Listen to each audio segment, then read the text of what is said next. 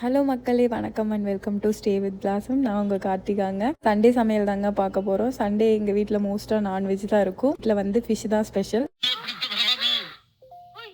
Week start ஆகிறதுக்கு முன்னாடியே order பண்ணோம். நம்ம ஊர் ஃபிஷ் வேணும்னா, அதனால நாங்கள் ஸ்டார்டிங்லேயே ஆர்டர் பண்ணிட்டோம். ஃப்ரைடே எங்களுக்கு ஆஃப்டர்நூன் போல் கொண்டு வந்து தந்துடுவாங்க. கொண்டு வந்து தந்தோன்னையும் நான் பேக்லேருந்து க்ளீன் பண்ணுறக்கு எடுத்துருவேன். அப்படி க்ளீன் பண்ணி வச்சுட்டா அந்த ஸ்மெல் எல்லாம் போயிடும். ஸோ அதனால் மோஸ்ட்டாக க்ளீன் பண்ணி வச்சுடுவேன்.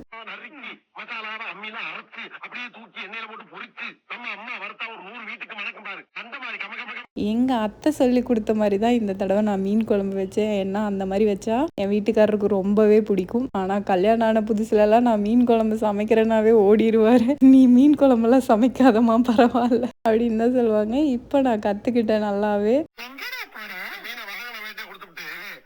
ஈரோடு ஸ்டைல் தான் இந்த மீன் குழம்பு நான் பண்ணுறேன். உங்களுக்கு வந்து நான் டீட்டெயில்டாக தான் ஒரு பொருள் போடுறதும் நான் காமிச்சிருக்கேன். அதில் உங்களுக்கு ஏதாவது டவுட்ஸ் இருந்துச்சுன்னா கண்டிப்பாக எனக்கு பிங் பண்ணுங்கள்.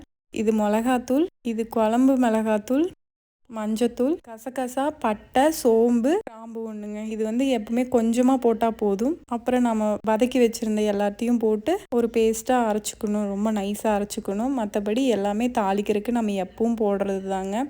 அதை போட்டுட்டோன்னா, நான் வந்து பெரிய வெங்காயம் தான் யூஸ் பண்ணேன். என்கிட்ட சின்ன வெங்காயம் இல்லாதனால நீங்கள் பெரிய வெங்காயம் சின்ன வெங்காயம் கூட யூஸ் பண்ணி பண்ணலாம். ரொம்பவே இன்னும் நல்லாயிருக்கும். உங்களுக்கு ஏற்ற அளவுக்கு தேவையான அளவுக்கு உப்பு போட்டுக்கோங்க. மீன் குழம்பு அந்த மசாலா நல்லா கொதிச்சு அந்த ராஸ்மெல் போனதுக்கப்புறம் நீங்கள் வந்து புளித்தண்ணி ஊற்றணும். அதுக்கு முன்னாடி ஊற்றக்கூடாது. அந்த ராஸ்மெல் போனதுக்கப்புறம் புளித்தண்ணி ஊற்றிட்டு அதுவும் நல்லா கொதிச்சதுக்கப்புறம் நீங்கள் மீனை போட்டு ஒரு 5 மினிட்ஸ் ஆர் 10 மினிட்ஸ் இருந்தாவே ரெடி ஆகிடும். இவ்வளோதாங்க, ஈஸியான மீன் குழம்பு வந்து ரெடி. நாங்கள் வந்து சண்டே மண்டே 2 நாளுக்கும் சேர்த்து வர மாதிரி தான் நான் வச்சுருந்தேன். எனக்கு இட்லி தோசைக்கு மீன் குழம்புனா ரொம்பவே பிடிக்கும். உங்களுக்கு எந்த காம்போ பிடிக்கும்னு எனக்கு மறக்காமல் கமெண்ட் பண்ணுங்கள். அதே மாதிரி யாருக்கெல்லாம் சங்கரா மீன், நெத்திலி மீன் பிடிக்கும்னு கமெண்ட் பண்ணுங்கள். இது ரெண்டுமே என்னோடய மோஸ்ட் ஃபேவரட் ஃபிஷ்.